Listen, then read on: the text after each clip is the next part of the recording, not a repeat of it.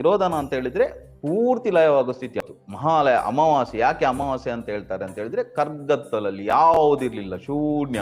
ಧರ್ಮಕ್ಕೆ ಮತ್ತು ವಿಜ್ಞಾನಕ್ಕೆ ಸಂಘರ್ಷ ಇದೆ, ಧರ್ಮ ಮತ್ತು ವಿಜ್ಞಾನ ಯಾವುದು ಕೂಡ ಸೇರುವುದಿಲ್ಲ, ಈ ರೀತಿ ಎಲ್ಲ ಹೇಳ್ತೇವೆ. ಇದೆಲ್ಲ ವಿದೇಶಗಳಿಂದ ಬಂದದ್ದು. ಯಾರೋ ಒಬ್ಬ ಕೂತಿದ್ದಾನೆ, ನನ್ನನ್ನು ನಂಬಿದ್ರೆ ಸ್ವರ್ಗಕ್ಕೆ ಸೇರಿಸ್ತಾನೆ, ಇಲ್ಲದಿದ್ರೆ ನಿಮ್ಮನ್ನೆಲ್ಲ ನರಕಕ್ಕೆ ಹಾಕ್ತಾನೆ, ಅಲ್ಲಿಗೆ ಮುಗಿಯಿತಂತ.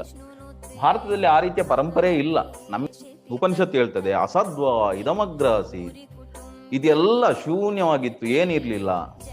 ತಥೋ ವೈ ಸದ್ಜಾಯತ, ಅದರಿಂದ ನಮ್ಗೆ ಏನ್ ಕಣ್ಣಿ ಕಾಂತುಂಟ, ಅದು ಎಲ್ಲ ಹುಟ್ಟಿತ್ತು. ವಿಜ್ಞಾನ ಏನ್ ಹೇಳ್ತಾರೆ, ತನ್ನಷ್ಟಕ್ಕೆ ತಾನೇ ಹುಟ್ಟಿತ್ತಂತ. ಹಾಗೆ ಹೇಳ್ತದೆ ಉಪನಿಷತ್ತು ಕೂಡ, ತನ್ನಷ್ಟಕ್ಕೆ ತಾನೇ ಹುಟ್ಟಿತ್ತದು. ಯದ್ವೈತತ್ ಸುಕೃತಂ, ಆದ್ರಿಂದ ಅದಕ್ಕೆ ಸುಕೃತ ಅಂತ ಹೆಸರು. ತದಾತ್ಮಾನಗಂ ಆಕಾಶ ಸಂಭೂತ, ಆ ಆತ್ಮದಿಂದ ಆಕಾಶ ಉತ್ಪತ್ತಿ ಆಯ್ತು. ಆತ್ಮ ಅಂತ ಹೇಳಿದ್ರೆ ಆ ಒಂದು ಪ್ರಿಮಾಡಿಕಲ್ ಮ್ಯಾಟರ್ ಅಥವಾ ಜಗದ್ವಸ್ತು ಏನು ಮೊದಲಿತ್ತ, ಅದರಿಂದ ಆಕಾಶ ಉತ್ಪತ್ತಿ ಆಯ್ತು. ಆಕಾಶದ್ ವಾಯು, ಅದರಿಂದ ಹೈಡ್ರೋಜನ್, ಹೀಲಿಯಂ ಇದೆಲ್ಲ ಉತ್ಪತ್ತಿ ಆಯ್ತು.